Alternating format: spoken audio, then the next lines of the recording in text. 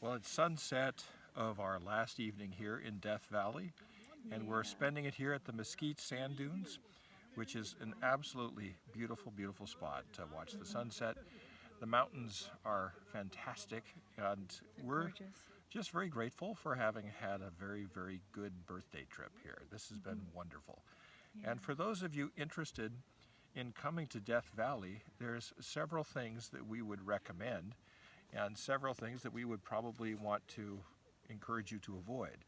One of those things to avoid is to leave the main road without knowing where you're going. That's right. It's a good idea to have good maps. We almost got ourselves in big trouble going over a 7,000-foot mountain pass on a dirt road that was not much more than a goat trail. Not to mention the fact that the park ranger swears that road doesn't exist. So, We know it does. so But if you go off the main roads, make sure that you have some idea where you're going. exactly. It's also a very, very big park, much bigger than you probably can imagine. And so it's best to take things one bite at a time. So shoot for one part of the park and then the next day go to another part of the park. It's best not to drive the length of the park to go see something, because No. that's the length of the state of Vermont or New Hampshire or something like Yeah. that. So It's that huge. it's that big. It's Yeah. much, much bigger than you might think. Yeah. Also the weather. Wear lots of layers. We've Yeah. dressed many different ways today That's right. because it gets hot and it gets cold. What are some other recommendations you would make? Well, when it comes to the clothing, for sure, we've gone all the way from shorts and tank tops to, I have 3 layers on right now. And when we were up at the charcoal kilns just now, it was in the 30s, so it was freezing. Down here, it's a little bit better because we're at sea level again. But if you can put a whole bunch of layers on or in your car, at least with you, you'll be better off for it. Well, the temperature changes because the elevation changes a lot. You can go from below sea level to 6,000 feet above sea level in a half an hour easily. That's what we did today. Yeah, it happens all the time. So I would really recommend that you definitely dress for that. Yeah. And also understand that you need to keep your gas tank topped off every chance you get, no matter how expensive it is. And it's Yeah. very expensive here in the park. It is. But But still, it's worth it. it's You don't worth want to it. get caught without No, it. and you don't want your tank to be determining where you go. That's true too. Or do you have enough to get back from wherever you might be? Because there are places where you're a long ways away from the nearest gas station. So fill up every time you see one. That's right. And Couple of things. Just know that unless you're staying at a fancy resort or the ranch or whatever, you're not going to find access to a shower. At our campground, which is the Furnace Creek campground, which by the way is a really nice campground. We loved it. They have flush toilets, they have washing stations to do your dishes, they have very nicely appointed spots. So no complaints whatsoever about that place. We loved it, but there are no showers there. no showers. So we had to come all the way out here to Stovepipe Wells, which is a good half-hour drive each way, just to find a place to take a shower, which is fine. It was a great shower, but unless you have a rig with your own shower, just know that that may happen to you. Death Valley National Park is well equipped with bathrooms virtually everywhere. That's Virtually so true. everywhere you go, there's a really nice bathroom somewhere. So that's really nice. At the beginning of every hike, it's wonderful. Almost too many bathrooms and not enough showers. That's kind of how that works. So That's true. It's surprising how few showers there are in something this big. Yeah. Our campground, which was the National Park campground, the main campground at Furnace Creek, has really nice spots. It's probably the nicest campground in the whole area. It's very inexpensive. And also there's excellent dishwashing stations. I know. Really nice Which is dishwashing really stations. nice because when you're camping, you don't have access to a dishwasher, So that's been nice. So that was really, really nice. And Let's see, what else can we tell them about? Firewood. Firewood. You're going to find it a lot cheaper if you bring it with you. But you can find it here at Stovepipe Wells. That's about the only place we found it. And if you want, the evenings are kind of cold or chilly. So it's really nice to have a fire, and every place had a fire pit. We brought our own solo stove, so we were able to have fires every night, which is just one of the nicest ways to end a day of hiking and have dinner right by the fire. bring lots of firewood, plenty of firewood for every night, because it'll cost double and triple inside the park what it does outside the park. And also for ice, bring plenty of ice and bring a good cooler, because it can get warm during the day, but at night it's pretty much a natural refrigerator outside. It's, Yeah, it's a little bit chilly outside. Yeah. And definitely don't count on a lot of amenities. There's not a lot of places to eat and go do things and that kind of thing. This is an outdoorsy, nature-loving area. This is not a resorty kind of place. Yeah, there are a couple of places you can go out to eat and stuff.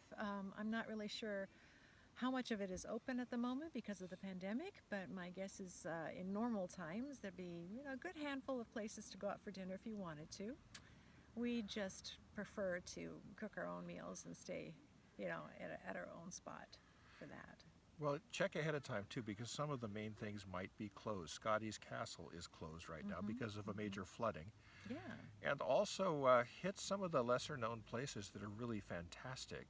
One was the UBEHEBE crater. Oh my God. Which was so spectacular. You don't want to miss that. Miss it. It was so dramatically, unexpectedly incredible. And you can hike all the way around it, which is amazing, so you can see it from every angle, and it is fantastic. You'll see it in our videos. That place is majestic. The racetrack is really, really interesting. It's like going to another planet, but unless you have a really good four-wheel drive truck tire type of car, I wouldn't go there. The rocks are very sharp. It's a very bumpy ride. Very. And it's how many miles? Over 20 miles. It's quite a ways. To get there from quite a ways. road. It's jarring. So, very jarring. It's fantastic, but still, on the other hand, be kind of careful with that. Yeah. There's also a town called RHYOLITE just outside of the park in Nevada, which is worth seeing. Yeah. And the town of BEATTY's right there too, with a family dollar store where you can stock up on cheap stuff that you might need In case for the time. you need it. There you go. Yeah. But there's a lot of, there's all the usual places like the sand dunes where we are now, and what are some of the other typical places? Badwater Basin. Badwater and the Salt Flats. Dante's View. Dante's View. Devil's Golf Course. Point, Devil's Golf Course. Those are really fun things to go and see, and I wouldn't miss them at all. The Keene Mine is really fun. That's the first thing we saw. And it's this fantastic place with a mile-long gondola that went up from the compressing building, whatever it's called there, to bring the ore down to it from a mile away, which just the miners and the people who built the stuff out here had such ingenuity and such energy and such industry to put all this stuff together. They'd pipe water 20 miles across the desert to have it come to a mining village. And this is like four-foot pipes connected to each other. Just think how long that would take to build that. Years. Oh. Years. I just... I know the industriousness of that generation was unbelievable. Off the charts. It was like the early 1900s, right? It makes us feel so lazy today. We do everything from a keyboard. We can't get nice Wi-Fi, which you can't get in the park, by the way. So just put your phones away, and cellular data isn't going to work either. You'll be able to text a little bit, call maybe on the phone here and there, but take a vacation from the internet while you're here. Yeah. Just let it go, because it's not worth it. It's not going to work either. No. I mean, we got Wi-Fi at one place, and it didn't do hardly anything. No. I mean, I don't know. Maybe it's too many people using it, or maybe it's too weak. I don't know, but it certainly didn't perform. I would recommend 5 days. About 5 days, and you can see pretty much everything you want to see. Yeah. And if you do 2 to 3 things maybe a day. Yeah. Yeah, which you can do without overdoing it. If you do more than that, you're probably going to be coming home from your vacation worn out. That's right. That's not the purpose Not of a a good thing. vacation. So, yeah, you probably want to do a couple things, 2-3 things a day. And like David said earlier, if you space them out, like there's a bunch in this area and then there's a bunch in that area, try to bunch them together so that you're not Don't try to do 2 backtracking things like crazy. at different ends of the park in one day. Yeah, exactly. It's too far away. So, but it's well worth it. We've wanted to come here for many years, and this place has been worth the effort to get here. Also, no bugs. We've seen no bugs at all. None. No scavenging animals trying to That's get at right. our camp food. Nothing. No. Absolutely nothing. No bunnies, no nothing. Hence the name Death Valley. Yeah, seriously. I saw one bee. That's it. One That's bee. it. Yeah. And maybe a couple of pesky flies, but nothing to Well, worry we're about. going to stop talking so we can enjoy the rest of this sunset here. And we just want to wish you the very best here from Death Valley National Park. Yep. Highly recommend coming here if you're an outdoors person, but we just want to let you know ahead of time the pluses and minuses of being here. Right. And hopefully that's helpful to you. And if you have anything more to add, please put it in the comments below, because we would love to share all the information that we could possibly can with other people who are thinking of coming here.